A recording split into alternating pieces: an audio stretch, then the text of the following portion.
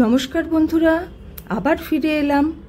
আজ এসেছি একটা রান্নার রেসিপি নিয়ে, খুব কমন চিংড়ি মাছের মালাইকারি।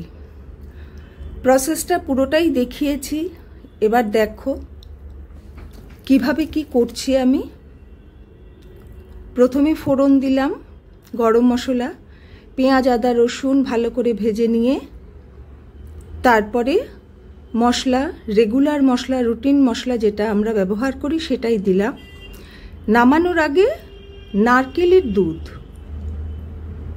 যেটা দেখতে পাচ্ছ আমি ছেঁকে নিচ্ছি, নারকেল থেকে দুধ বার করে নিলাম। এই নারকেলের দুধটা দিলেই মালাইকারির টেস্টটাই অন্যরকম হয়ে যায়। নারকেলের দুধ ছাড়া এমনি দুধে হয় অবশ্যই, কিন্তু নারকেলের দুধটা দেওয়াটাই বেটার। দেখো কি সুন্দর রঙও হয়েছে।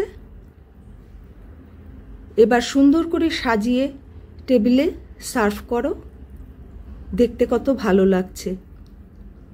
দেখো তো রান্নাটা আমার ঠিক হলো কিনা, বা তোমরা ঠিক এইভাবেই এই প্রসেসেই করো কিনা।